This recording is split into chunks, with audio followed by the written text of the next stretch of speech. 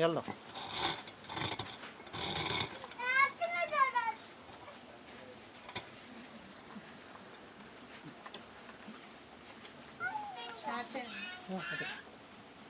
ప్రార్థన చేసుకున్నాం. ప్రియా పరలోకమందున మా తండ్రి, మేమందరం ఇక్కడికి నీ యొక్క జ్ఞానాన్ని నేర్చుకోవడానికి వచ్చాం తండ్రి. వచ్చిన మేము విన్న మాటలను విడిచిపెట్టే వారంగా కాకుండా వాటిని మా జీవితాల్లో పాటిస్తూ వాటి ప్రకారం నడుచుకుంటూ లోకానికి మాదిరిగా కనిపిస్తూ నువ్వు ఉన్న నిత్యరాజ్యానికి మేమందరం చేరే భాగ్యం మాకు దయచేయమని, అదేవిధంగా మాకు నీవు ఇచ్చిన బహుమానాలను కూడా నీలో పెంచే భాగ్యం దయచేయమని, వారిని కూడా నువ్వు ఉన్న నిత్యరాజ్యానికి తీసుకువెళ్ళే అవకాశం కల్పించమని యేసుక్రీస్తు వారి నామంలో ఈ ప్రార్థన మనవులు అడిగి వేడుకుంటున్నాను పరమ తండ్రి. ఆమేన్. ఏమండి, అందరికీ వందనాలండి. ఏమండి, మనం మొన్న ఎగ్జామ్ రాసాం కదా, డిసెంబర్ 25న 24th రాసాం ఎగ్జామ్. నెక్స్ట్ మనకి జూన్ 2వ ఆదివారం ఎగ్జామ్ ఉంది. రాజుల మొదటి గ్రంథం, రాజుల 2వ గ్రంథం, ఎఫెసీయులకు రాసిన పత్రిక. రాజుల మొదటి గ్రంథంలో మనకు ఫస్ట్ ఒక 10 అధ్యాయాలు, 10, 11, ఒక 12 అధ్యాయుల వరకు దావీదు గారు, తర్వాత ఆయన కుమారుడైన సొలొమోను గారు కనిపిస్తారండి. సొలొమోను గారు ఆయనకి స్వప్నం వచ్చింది. ఆ స్వప్నంలో ఏంటంటే ఎవరు చదవలేదండి. ఆయనకు ఒక స్వప్నంలో ఒక స్వప్నం వస్తుంది. అందులో ఈయన దేవునికి ప్రార్థన చేసినట్టు ఈయన తన యొక్క రాజ్యాన్ని పరిపాలించడానికి వివేకాన్ని, మంచి జ్ఞానాన్ని దయచేయమని దేవుడిని అడిగినట్లు, అప్పుడు దేవుడు అతనికి తిరిగి ఏమని వరమిస్తాడంటే జ్ఞానము, వివేకంతో పాటు ఐశ్వర్యమును, ఘనతను ఇస్తాడు. అతను అడగనది కూడా దేవుడు ఇస్తాడు. తర్వాత అతనికి మెలకువ వస్తుంది. ఓహో, ఇది స్వప్నమా అని అనుకుంటాడు సొలొమోను. అయితే సొలొమోను దేవునికి ఎలా ఉన్నాడు? నచ్చేవాడుగా ఉన్నాడు. కాబట్టే అతనికి అలాంటి కళ వచ్చింది. అవును కదండి. మనం ఇదే స్వప్నాన్ని అక్కడ సమూయేలు దగ్గర చూస్తాం. మోషే పిలిచాడు, అదే ఏలీ పిలిచాడు అనుకొని 2-3 సార్లు వెళ్తాడు ఏలీ దగ్గరికి. అయితే అండి, సమూయేలు గారు పట్టాభిషేకం పొందిన తర్వాత, రాజ్యాధికారం చేపట్టిన తర్వాత దేవుని కోసం తన తండ్రి దేవునికి ఇచ్చిన మాట ప్రకారం దేవుని కోసం ఒక గుడినండి, బంగారు దేవాలయాన్ని నిర్మిస్తాడు. సుమారుగా 7 సంవత్సరాలు బంగారు దేవాలయాన్ని నిర్మిస్తాడు. బంగారు దేవాలయాన్ని నిర్మించి తన ప్రజా జనాంగం అందరికీ కూడా దేవుని గురించి, అదేవిధంగా దేవునికేమో తన జనాంగం గురించి విన్నపాలు చేస్తాడు, బలులు అర్పిస్తాడు. అతని కోసం వచ్చిన జనాంగం అతనికి ఎంతో లెక్కింపు లేని బంగారమును, వెండిని బహుమానంగా తీసుకొస్తూ ఉంటారు. సొలొమోను 1000 సామెతలు రాశాడండి. గోడ మీద మొలుచు హిస్సోపు మొక్క నుంచి మహావృక్షముల వరకు ప్రతి దాని గురించి ఆయన ఏం రాశారు? పుస్తకాలు రాశాడు. జంతువుల గురించి రాశాడు. సొలొమోను మహాజ్ఞానండి. అతని గురించి, అతని ఘనతని గురించి వినటానికి దేశాల నుంచి జనాంగం వస్తూ అతని గురించి తెలుసుకోవడానికి వస్తూ ఉంటారు. అదేవిధంగా ఒక రాణైతే తన ఆలోచనలతో అతన్ని ఏం చేయాలని, తన యొక్క జ్ఞానాన్ని పరీక్షించాలని షేబా దేశపు రాణి వచ్చి అతన్ని, రాజుని పరీక్ష పెట్టడం, ఇవన్నీ చూస్తామండి మనం అక్కడ. కానీ అతడు చక్కగా దేవుల్లో ఎదుగుతూ ఉంటాడండి. ఒక్కసారి 7వ అధ్యాయం చూద్దామండి.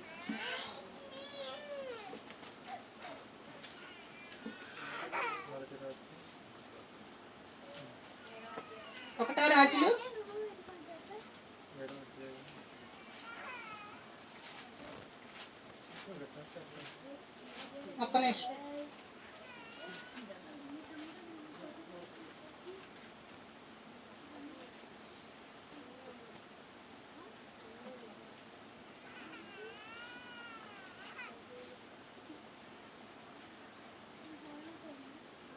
9వ అధ్యాయం అండి. ఇదే సందర్భం మనకి ఇక్కడ ఎదురు కనిపిస్తుంది.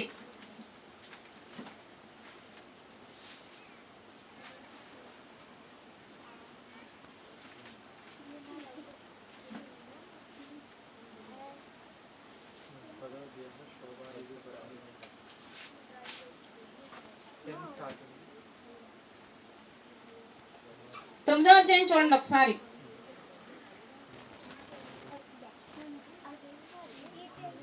నాలుగవ వచనం అండి, నేను చదువుతాను చూడండి. నీ తండ్రి అయిన దావీదు నడిచినట్లు నీవును యథార్థ హృదయుడివై నీతిని పట్టి నడుచుకొని నేను నీకు అంతటి ప్రకారము చేసి నా కట్టడలను విధులను అనుసరించిన ఎడల నీ సంతతిలో ఒకడు ఇజ్రాయేళ్ల మీద సింహాసనాసీనుడై ఉండక మానడని నీ తండ్రైన దావీదునకు నేను సెలవిచ్చి ఉన్నట్లు ఇజ్రాయేళ్ల మీద నీ సింహాసనం చిరకాలము వరకు స్థిరపరచుదును.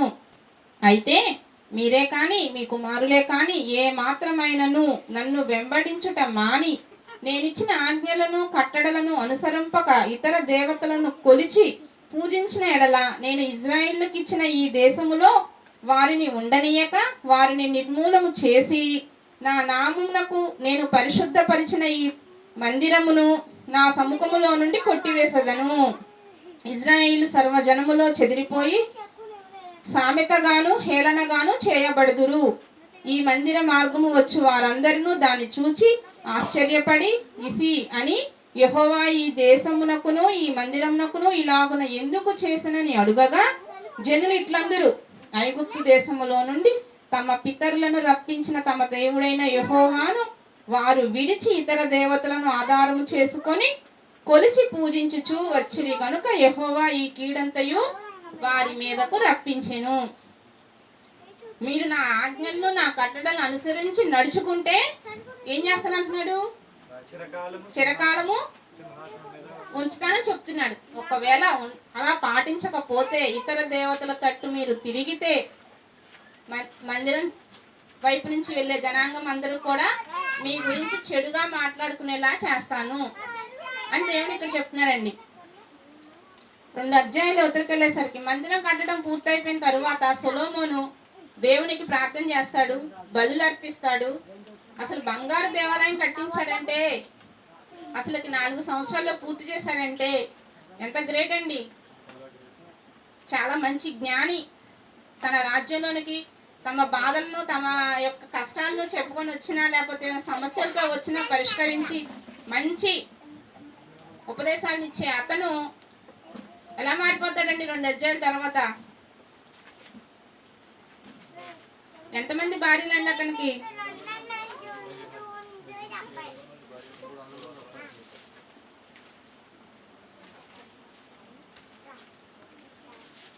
11వ వచనమేనండి. నేను ఇప్పుడు 9వ అధ్యాయం చదివించాను. 11వ అధ్యాయం వచ్చేసరికి భార్యలు ఉపపత్నులు అదేవిధంగా అన్య దేవతలను ఆరాధిస్తూ వాళ్ళకి ఏం చేశాడు? బలిపీఠాలు కట్టాడంటండి సొలొమోను. ఏమంటే దేవుని నామ ఘనత కోసం బంగారు దేవాలయాన్ని కట్టించిన సొలొమోను అన్య దేవతలను పూజించాడంట, వారి కోసం బలిపీఠాలను కట్టించాడంట. అతను అక్కడ ఏమయ్యాడండి? దేవుని నుంచి హృదయాన్ని తిప్పివేసుకున్నాడు. అక్కడ ఉంటాం చూడండి 4వ వచనం చివరిలో, అతని హృదయము ఇతర దేవతల చుట్టూ త్రిప్పగా తండ్రి అయిన దావీదు హృదయం వలె అతని హృదయము దేవుడైన యెహోవా ఎడల యథార్థము కాకపోయేను. తండ్రి హృదయం వల్ల అతని హృదయం యథార్థంగా లేదంటండి. దేవుని కోసం అంత పని చేసిన వ్యక్తి చివరికి వచ్చేసరికి ఏమైపోయాడండి? మారిపోయాడండి. 1000 మంది భార్యలంట. ప్రతి పురుషునికి సొంత భార్య ఉండవలను. అవునండి, ధర్మశాస్త్రం ప్రకారం ప్రతి రాజు దగ్గర ఏముండాలి? ఒక గ్రంథం ఉండాలి, ఒక ప్రతి ఒక్కటి ఉండాలి. అంటే రాజుకు తెలిసే ఉంటుంది ఒక భార్య ఉండాలని. మరి అదేంటండి? నేను తప్ప వేరొక దేవుడు మీకు ఉండకూడదు తెలియదండి రాజుకి. అంటే ఏం చేశాడు అతను? తన హృదయం దేవుని ఎదట యథార్థంగా లేదు, హృదయాన్ని తిప్పివేసుకున్నాడు, మారిపోయాడు. ఫస్ట్ కరెక్ట్ గానే ఉన్నాడు, తర్వాత మారిపోయాడండి. మనకు కూడా దేవుని మీద ఆసక్తి ఉంటుంది, అవునండి. మరి మనకు ఉన్న ఆసక్తి జ్ఞానానుసారమైనదేనా? సొలొమోను ఫస్ట్ మంచి ఆసక్తిగా ఉన్నాడు దేవుని యందు, కానీ కొంచెం దూరం వెళ్ళేసరికి ఏమైపోయింది? అతని ఆసక్తి భార్యల వైపు వెళ్ళిపోయిందండి. భార్యలు చెప్పినట్లు వారి దేవతలకు బలిపీఠాలు కట్టించి వారి దేవతల్ని పూజిస్తున్నాడు. మనం కూడా రక్షణలోనికి వచ్చిన నాటి నుంచి చివరి వరకు ఎలా ఉండాలి? మన ఆసక్తి దేవుని యందు మన ఆసక్తి ఎలా ఉండాలి? మనం ఏ పని చేయాలన్నా మనకి ఏముండాలండి? ఫస్ట్ ఆసక్తి ఉండాలి. ఏ పని చేయాలన్నా ఆసక్తి ఉండాలి. ఏమండి, యాకోబు గారు ఇదంతా ఆయన ఒక్కడే 2 రోజులు చేశారండి. నా కళ్ళతో నేను చూశాను. నేను రోజు ఓడడానికి వచ్చేదాన్ని. రోజు నేను వచ్చేసరికి వైరేశారు. మళ్ళీ 2వ రోజు వచ్చేసరికి సగం చేసేసి ఉంది, మిగిలిన సగం చేస్తున్నారు. 3వ రోజు వచ్చేసరికి మొత్తం పూర్తిగా పూర్తయిపోయిందండి. ఆయనకి ఏముంది ఆ రోజు ఈ పని పట్ల? ఒక్కడే అండి. ఆయనకి మోకాలు నొప్పి, ఎక్కుతున్నారు దిగుతున్నారు, ఎక్కుతున్నారు దిగుతున్నారు. ఆసక్తి ఉండబట్టే చేయగలిగారు. మనం కూడా అంతేనండి. ఏ పనైనా, అది మంచి అయినా చెడైనా, మనకు ఆసక్తి ఉంటేనే చేస్తాం. పౌలు గారి సందర్భం ఒకటి ఉందండి. ఆయన సౌలుగా ఉన్నప్పుడు ఆయనకు ఒక దాని యందు ఆసక్తి ఎక్కువగా ఉండేదంటండి. దేని యందు? సంఘమును ఆసక్తి యందు ఆసక్తి. ఒక చూద్దామండి.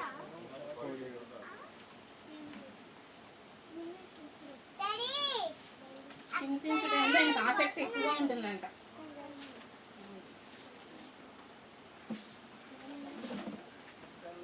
ఫిలిప్పీలకు రాసిన పత్రిక 3వ అధ్యాయం 6వ వచనం.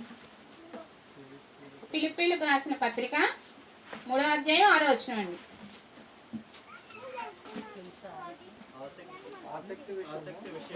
ఆసక్తి విషయము చాలండి. ఆసక్తి విషయంలో సంఘమును, ఆయనకు అంత ఆసక్తి అంటండి. అదేం పని? సంఘాన్ని హింసించడం మంచి పని కాదు, కానీ ఆ పని ఏంది? ఆయనకి ఏముంది? ఆసక్తి ఉంది. అలానే ఒకసారి ప్రసంగి గ్రంథం చూద్దామండి. ప్రసంగి గ్రంథం 12వ అధ్యాయం 1వ వచనం అండి.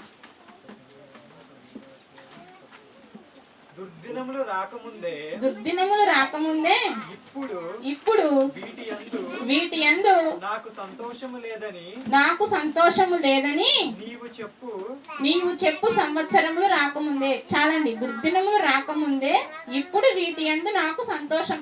సంతోషం అంటే ఇష్టం లేదు, అంతే కదండి. నాకు వీటి యందు సంతోషం లేదు. ఎప్పుడు? దుర్దినములు రాకముందే, మంచి రోజులు రాకముందే నాకు మాత్రం వీటి యందు ఏం లేదు. చెడ్డ దినములు రాకముందే నాకు వీటి యందు సంతోషం లేదంటే అక్కడ నాకు ఏం లేదని చెప్తున్నట్టుంది. ఆసక్తి, ఇష్టం లేదని చెప్తున్నట్లుగా ఉందండి. మరి మనం ఏ పని చేయాలన్నా మనకి ఏముండాలండి? ఆసక్తి ఉండాలి. అది మంచి పనైనా చెడ్డ పనైనా. మనం ఫోన్ చూస్తామండి, ఇష్టం ఉండి చూస్తాం, ఇష్టం లేకుండా చూస్తామా? ఇష్టం లేకుండా ఫోన్ ముందు పెట్టుకొని స్క్రోలింగ్ చేస్తూ ఉంటామా ఫోన్ని? ఇష్టం ఉండేనండి.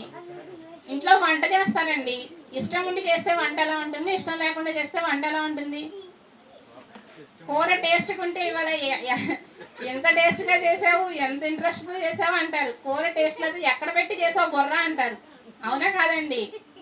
అక్కడ ఏం కనిపించాలి? వంటలో ఆసక్తి కనిపించాలి.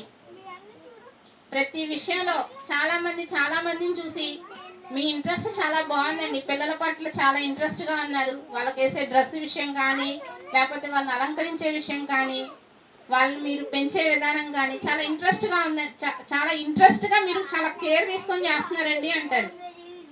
అంటే ఏంటి? అక్కడ శ్రద్ధ ఎక్కువగా కనిపిస్తుంది. అలా చాలా విషయాల్లో మనం చేసే మంచి అయినా చెడైనా మనకి ఏముంటుంది? ఆసక్తి అనేది ఉంటుందండి.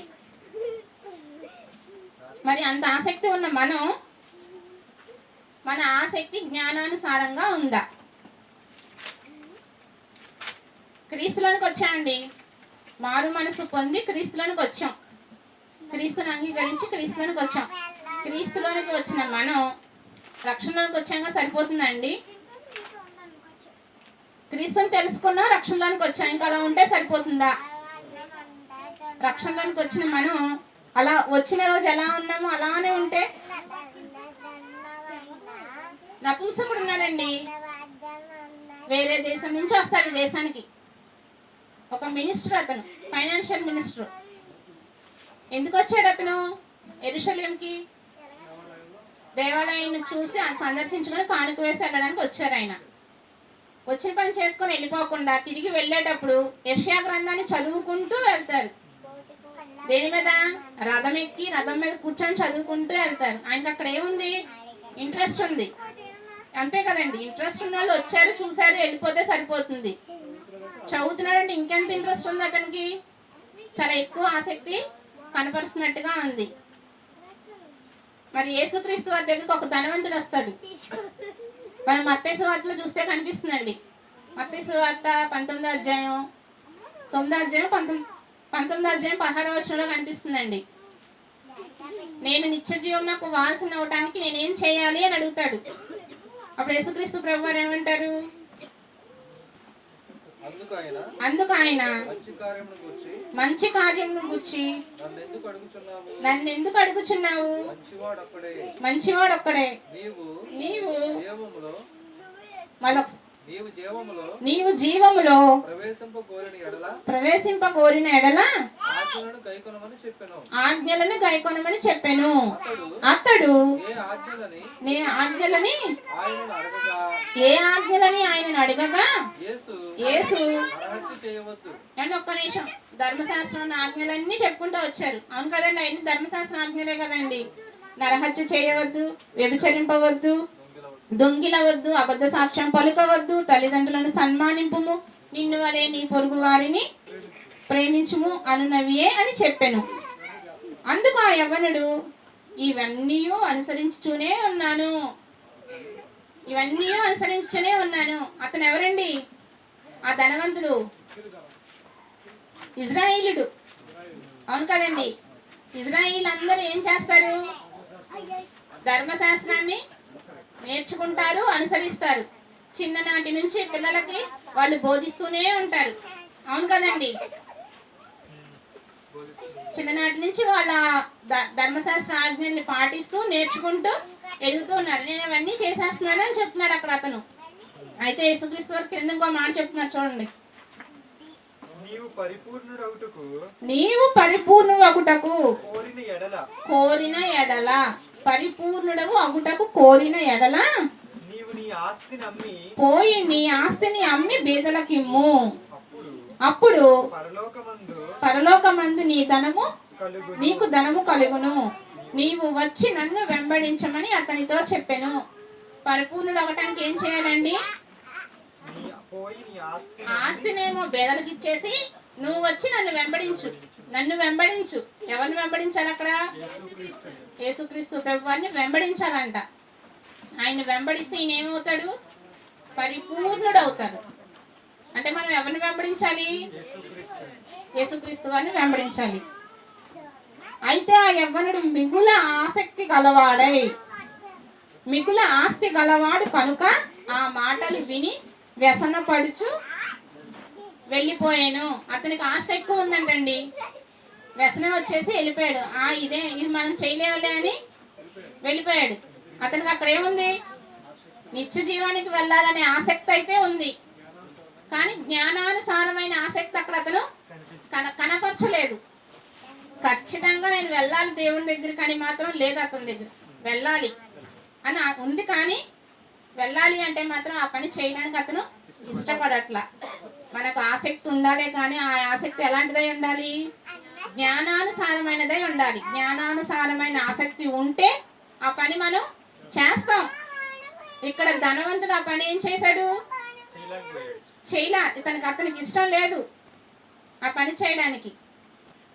దేవుని గురించి అయితే మన లెక్క ప్రకారం చూసుకుంటే రక్షణలోకి అయితే వచ్చారు, కానీ చివరి వరకు పాటించలేకపోతున్నాం. ధనవంతుని పరిస్థితి ఇక్కడ అలా ఉందండి. పౌలు గారు ఉన్నారండి. సౌలుగా ఉన్నప్పుడు ఏం చేశారు? సంఘాన్ని హింసించారు, ధర్మశాస్త్రం ప్రకారం చేశారు. అవునండి. కానీ ఆయనకి దాని పట్ల అంత ఆసక్తి ఉంటే అదే మనిషి రక్షణలోకి వస్తే ఎంత ఆసక్తి ఎక్కువ అవుతుంది. ఇంకా ఆయనకి రక్షణలోకి వచ్చారు, క్రీస్తుని తెలుసుకుని రక్షణలోకి వస్తే అతని ఆసక్తి ఎలా అయిందండి? క్రీస్తుని పోలి నడుచుకున్నారు. అవునా? యేసుక్రీస్తు ఇక్కడ ఏం చెప్పారు? నన్ను వెంబడించు అని ధనవంతుడికి చెప్పారు. అక్కడ పౌలు గారు ఏం చేశారు? క్రీస్తుని పోలి నడుచుకున్నారండి. సవాల్ కూడా విసిరారు. నేను ఏ విధంగా అయితే క్రీస్తుని పోలి నడుచుకున్నానో మీరు నన్ను పోలి నడుచుకోండి. అక్కడ పౌలు గారి ఆసక్తి ఎలా ఉంది? జ్ఞానానుసారంగా ఉంది. ఆసక్తి దేవుని విషయాల్లో ఆసక్తి ఉంది. అది రక్షణలోనికి వచ్చాక, క్రీస్తును తెలుసుకున్నాక, క్రీస్తును వెంబడిస్తూ జ్ఞానానుసారమైన ఆసక్తిగా ఆయన మార్చుకున్నారండి పౌలు గారు. అదేవిధంగా కొర్నేలు సందర్భం చూసామనుకోండి, కొర్నేలు గారు ఏం చేశారు? దాన ధర్మాలు చేస్తున్నారు. దేవుని పట్ల ఇంట్రెస్ట్ ఉంది, దాన ధర్మాలు చేస్తున్నారు. కానీ అక్కడ పేతురు గారిని పంపించి ఆయన కూడా ఆయనకు బాప్తిస్మం ఇప్పించి ఆయన కూడా రక్షణలోకి తీసుకొచ్చారు. అవునండి. అతని ఆసక్తి అన్నిటి పట్ల ఉంది. అదే రక్షణలోనికి వస్తే అతను ఏమవుతాడు? నిత్య జీవానికి వారసుడవుతాడు. కాబట్టి కొర్నేలును కూడా దేవుడు అలా ఆకర్షించాడు. మరి మనమండి, రక్షణలోనికి వచ్చిన మనం, పిల్లవాడు పుట్టాడండి, మనకు ఒక పిల్లవాడు పుట్టాడు. పుట్టిన పిల్లాడు పుట్టినరోజు ఎలా ఉన్నాడో ఒక 10 సంవత్సరాలైనా అలానే ఉంటే మనకి ఇష్టం అండి. రక్షణలోనికి వచ్చిన రోజుని ఎలా ఉన్నాము, 10 సంవత్సరాలు 20 సంవత్సరాలైనా అలానే, చనిపోయే వరకు కూడా అలానే ఉంటే దేవునికి ఇష్టమా? మనం ఎదగాలి, రక్షణ విషయంలో ఎదగాలి. ఒకసారి ఆ రిఫరెన్స్ చూసుకుందామండి. పేతురు గారు రాసిన మొదటి పత్రిక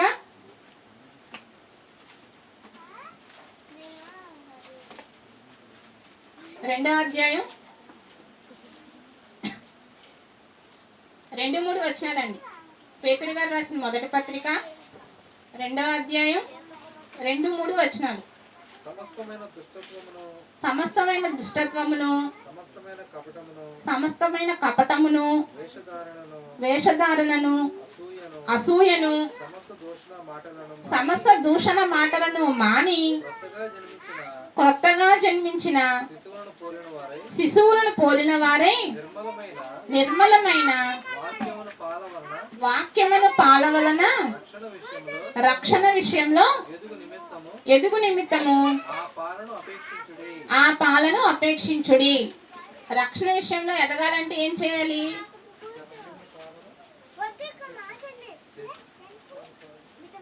పాలను అపేక్షించాలి. మరి మనం పాలంటే ఏంటి? ఇక్కడ వాక్యాన్ని అపేక్షించాలి, వాక్యాన్ని నేర్చుకోవాలి, వాక్యం పట్ల శ్రద్ధ కలిగి ఉండాలి. మరి అలా శ్రద్ధ ఒక్కటే కలిగి ఉంటే సరిపోతుంది అంటారా? ఇక్కడ ఏం చేయాలండి? సమస్తమైన దుష్టత్వమును, కపటమును, వేషధారణను, అసూయను, సమస్త దూషణ మాటలను ప్రతిదీ మానేసేయాలి. వాక్యం దగ్గరికి రావాలి, వాక్యాన్ని నేర్చుకోవాలి. వాక్యం దగ్గరికి వచ్చి వాక్యాన్ని నేర్చుకోవాలి. వాక్యం ఇక్కడ ఎలా పోల్చారు? పాలతో పోల్చారు. మరి పాలు తాగితే సరిపోతుందండి? పాలు తాగితే సరిపోతుందా? కొరింథీయులకు రాసిన మొదటి పత్రిక చూడండి ఒకసారి. కొరింథీయులకు రాసిన మొదటి పత్రిక 3వ అధ్యాయం 1-2 వచనాలు. సహోదరులారా, ఆత్మ సంబంధులైన మనుషులతో మాట్లాడినట్టు నేను మీతో మాట్లాడలేకపోతిని. శరీర సంబంధులైన మనుషులే అనియు క్రీస్తునందు పసిబిడ్డలే అనియు మీతో మాట్లాడవలసి వచ్చెను. అప్పటిలో మీకు బలము చాలకపోయినందున పాలతోనే మిమ్మల్ని పెంచితిని గాని అన్నముతో మిమ్మల్ని పెంచలేదు. అదేంటండి? పాలేంటి, అన్నం ఏంటి? పాలు అంటే చంటి పిల్లలకు పాలు అయితేనే తాగుతారు, వాళ్ళకి అదే బలం. కొంచెం ఎదిగిన తర్వాత ఏం చేయాలి? వాళ్ళకి బలము చాలదు కాబట్టి, అంటే ఇక్కడ అన్నం అనేసరికి అదేంటది? బలమైన ఆహారం. బలమైన ఆహారం కూడా మనకి కావాలండి. బలమైన ఆహారం కావాలి అంటే విన్న వాక్యాన్ని మనం ఏం చేసుకోవాలి? అన్వయించుకోవాలి, దాన్ని మనం పాటించాలి. క్రీస్తు ఏ విధంగా అయితే ప్రతి పని చేశాడు, ఎలా చేశాడండి క్రీస్తు? నా యందు పాపం ఉన్నదని మీలో ఎవరు స్థాపింపగలరు అని సవాల్ విసిరారండి. ఏ పాపం అనేది లేకుండా బ్రతికి మనందరి కోసం మరణించి తన రక్తం చివరి బొట్టు వరకు కార్చేశారండి. అలాంటి మహనీయుల్ని మనం కలిగాం, రక్షణలోనికి వచ్చి ఆయన్ని పొందాం. పొందిన మనం ఆయన్ని కనపరచాలి. మన ఎదుట ఉన్న వాళ్ళకి మనలో యేసుక్రీస్తు కనపడాలి. మనలో యేసుక్రీస్తు కనపడాలంటే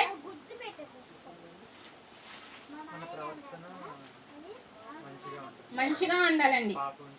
ఒకసారి ఫిలిప్పీలకు రాసిన పత్రిక చూద్దామండి. ఫిలిప్పీలకు రాసిన పత్రిక 1వ అధ్యాయం 23వ వచనం అండి.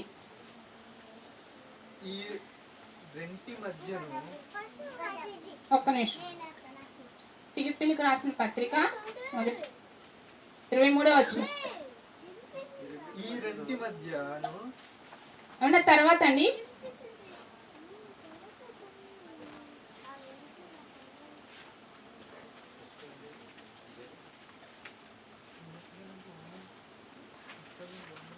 ఇక్కడ ఫిలిప్పీలకు పత్రిక రాసిన పౌలు గారే కదండి.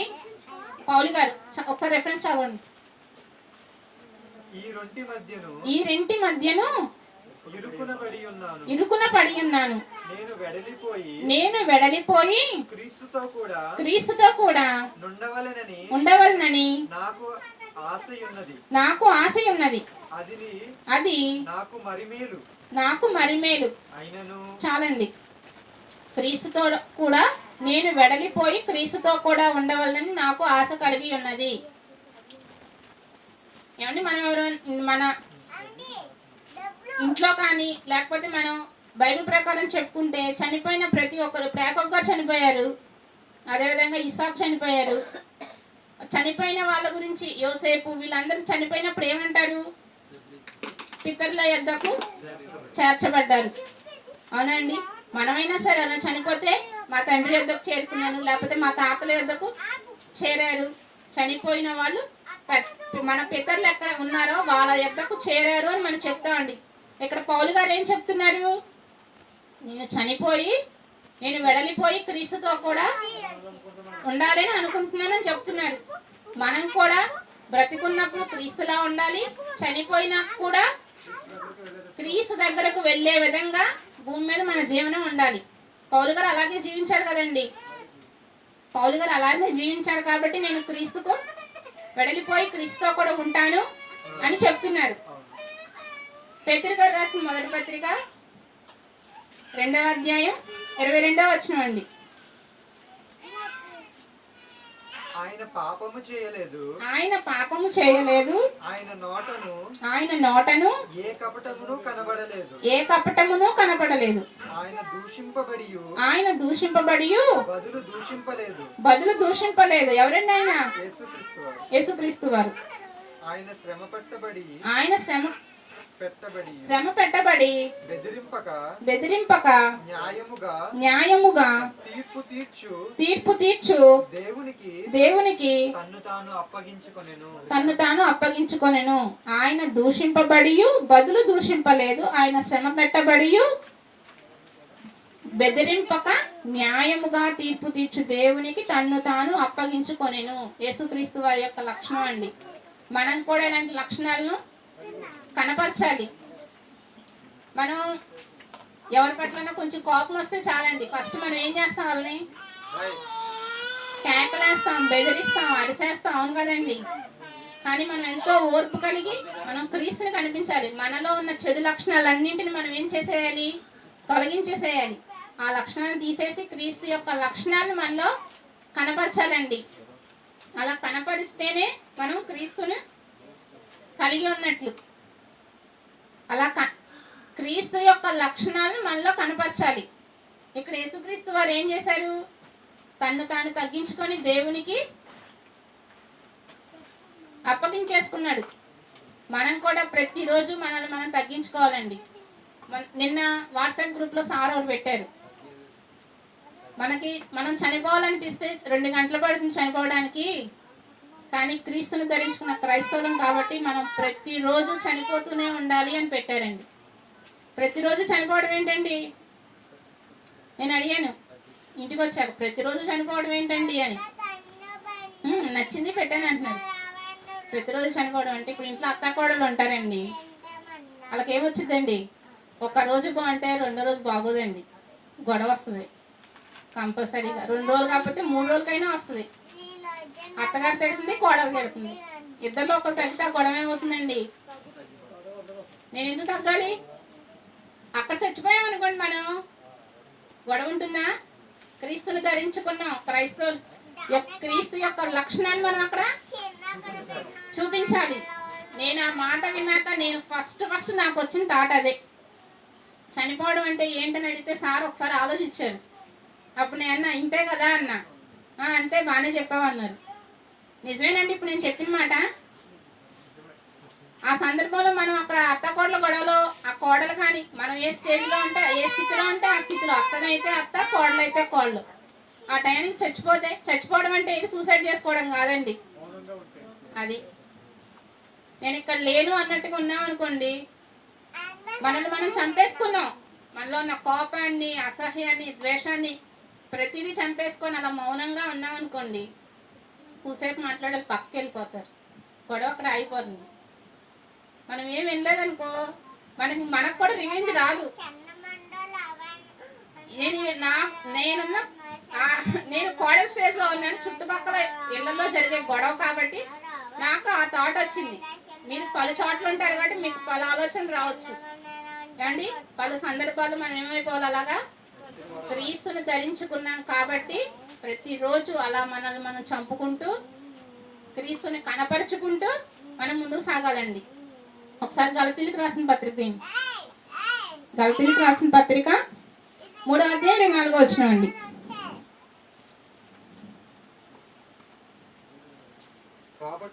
కాబట్టి మనము విశ్వాస మూలమున నీతిమంతులుగా తీర్చబడినట్లు క్రీస్తునొద్దకు మనల్ని నడిపించుటకు ధర్మశాస్త్రం మనకు బాలశిక్షకుడు ఆయను. ధర్మశాస్త్రం మనకు అవసరమేనండి. మనం క్రీస్తు దగ్గరకు వెళ్ళాలంటే మనకు ధర్మశాస్త్రం కావాలి. ధర్మశాస్త్రం వచ్చిన తర్వాత ధర్మశాస్త్రం దగ్గరికి మనం వెళ్తే ఇవి చేయకూడదు అని కనిపిస్తాయి. తర్వాత క్రీస్తు దాన్ని కొట్టివేసి నేనే మార్గమును, సత్యమును, జీవమును, నా ద్వారానే తప్ప ఎవ్వరును కూడా దేవుని యొద్దకు వెళ్ళలేరు. ఎవరైనా సరే పరలోకం కానీ దేవుని దగ్గరకు కానీ వెళ్ళాలి అంటే నా యొద్దకు రావాలి, నన్ను అంగీకరించాలి, మారు మనసు పొందాలి. మీకున్న ఆసక్తి జ్ఞానానుసారముగా ఉండాలి. మనకున్న ఆసక్తి ఎలా ఉండాలండి? జ్ఞానానుసారంగా ఉండాలి. అక్కడ ధనవంతుడి సందర్భంలో చూసాం, దేవుడు యేసుక్రీస్తు ప్రభువారు ఏం చెప్పారు? నీ ఆస్తినంతా అమ్మేసి అంటే ఆ ఆస్తి గురించి అతనికి ఆలోచన ఉండకూడదని అర్థం. యేసుక్రీస్తు వెంబడిస్తున్నాడండి, వెంబడిస్తూ ఉండి ఆయనకు అన్న ఆస్తి విషయమై ఆలోచన ఉంటే ఈ వెంబడించే పనిలో ఇంట్రెస్ట్ ఉంటుందా, ఆస్తి మీద ఇంట్రెస్ట్ ఉంటుందా? అతని దృష్టి అంతా ఆస్తి మీదే ఉంటుంది. కాబట్టి దృష్టి అంతా ఎవరి మీద పెట్టాలి? యేసుక్రీస్తు వారి మీద, దేవుని మీదే పెట్టాలి. మనం ఆయన్ని వెంబడించాలి అంటే మనం చేసే ప్రతి పని కూడా మన పనిలో యేసుక్రీస్తు వారు కనపరచాలి. మన మాట కానివ్వండి, మనం నడిచే నడత కానివ్వండి, ప్రతిదీ క్రీస్తుని కనపరచాలి. ఇప్పుడు మనకున్న ఆస్తి అంతా అమ్మేసి మనం బైబిల్ పట్టేసుకుని వెళ్ళాలని తిరగొచ్చు అంటారా? అవసరం లేదండి. మనం చేసే పనులన్నీ ఆపక్కర్లా, చేసే పని చేసుకుంటూ క్రీస్తుని కనపరచాలి, క్రీస్తును ప్రకటించాలి. నోటితో కానివ్వండి, ప్రవర్తనతో కానివ్వండి, మనం క్రీస్తును కనపరచాలండి. మనకి ఉదయం లేచిన దగ్గర నుంచి పడుకునే లోపు ఆకలేస్తుందండి. ఎన్నిసార్లు తింటాం?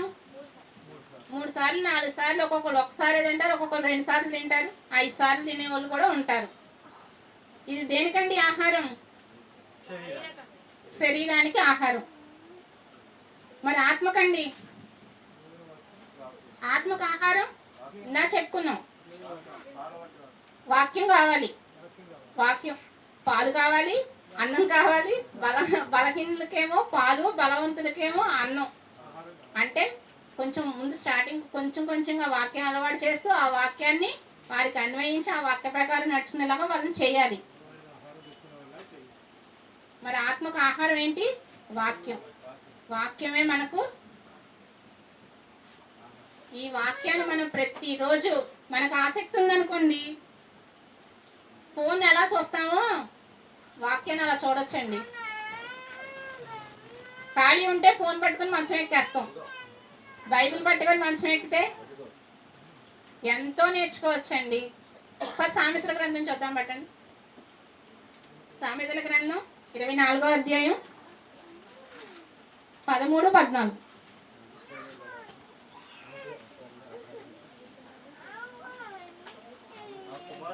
నా కుమారుడా, ఒక్క నిమిషం అండి. సామెతల గ్రంథం 24, చదవండి. నా కుమారుడా, తేనె త్రాగుము, అది రుచి కలది కదా. తేనె పట్టు తినుము, అది నీ నాలుకకు తీపియే కదా.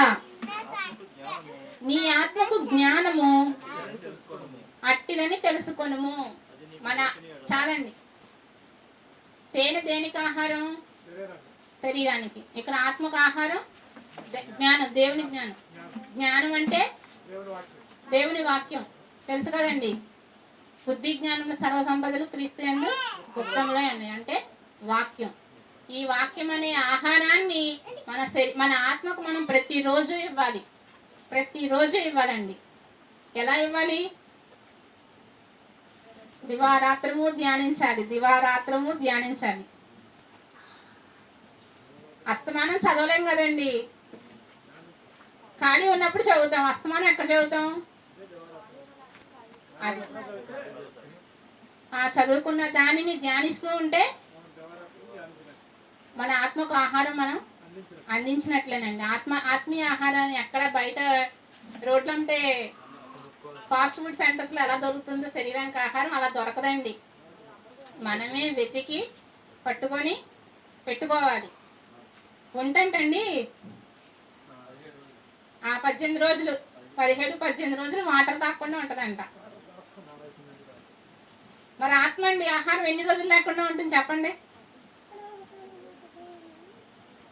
మనం అంటే క్రీస్తులోనికి వచ్చాము, ఆత్మీయ ఆహారం అని, ఆత్మని అని చెప్పుకుంటున్నామండి. బయట అన్నిటికి తెలుసా అండి ఇది? వాళ్ళు బ్రతినంత కాలం వాళ్ళకి ఆత్మకు ఆహారం లేదు కదండి. ఆత్మీయ ఆహారం లేదుగా వాళ్ళకి. అంటే బ్రతికినంత కాలం ఆత్మీయ ఆహారం లేకుండా జీవోత్సవంలా ఆత్మ ఆ మనిషిలో ఉంటూనే ఉంటుందంట. ఎంత గ్రేట్ అండి మన ఆత్మ,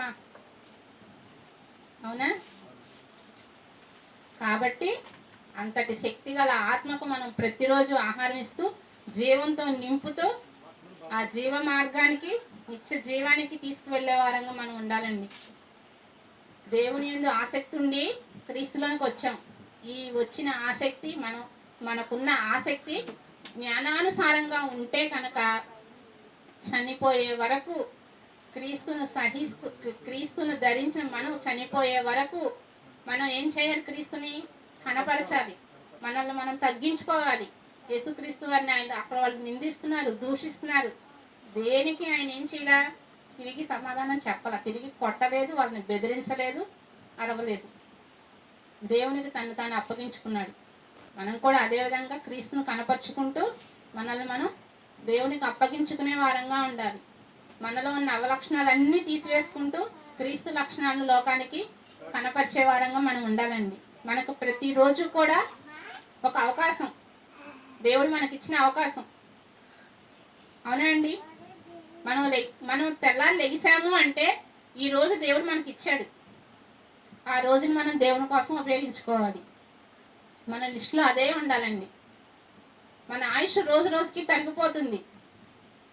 మన ఆయుష్ ఏమి మనకు నాకు 37 సంవత్సరాలు, అమ్మో నేను ఇంత ఆయుష్ కలిగి ఉన్నాను, 37 సంవత్సరాలు, ఇంకెంత ఆయుష్ ఉందో నాకు తెలుసుదా అండి? తెలీదు. కాబట్టి రోజు దేవుడు ఇచ్చిన ఆయుష్ తగ్గిపోతుంది రోజు రోజుకి.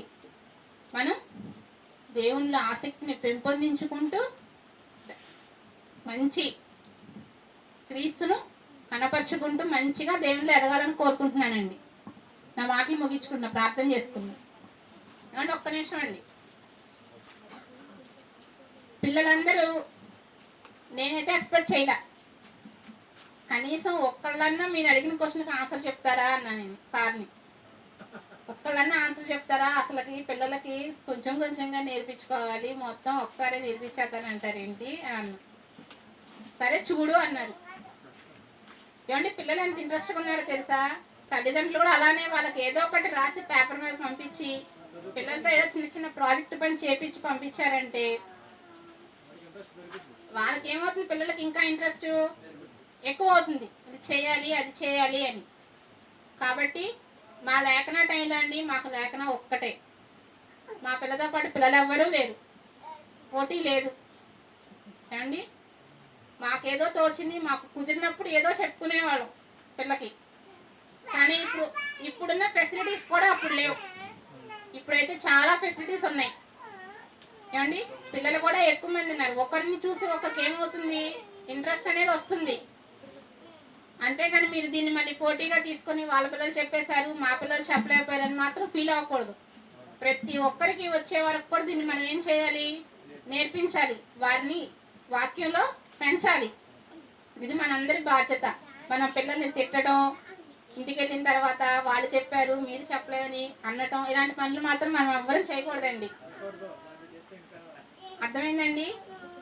ఆ ఎదుటి పిల్ల చెప్పిందే మళ్ళీ నా పిల్లడు కూడా చెప్పాలని కాదు, మనం నేర్చుకున్నదే మన పిల్లలకి నేర్పించుకోవాలి.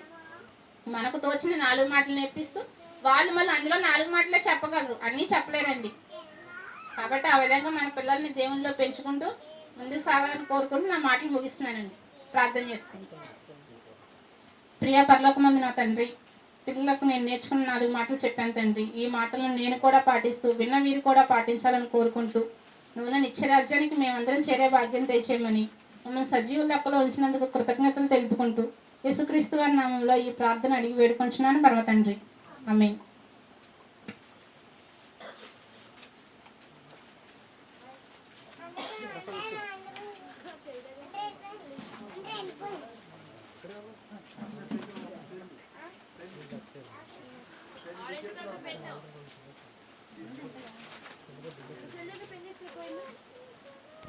నాడే తీసుకురా.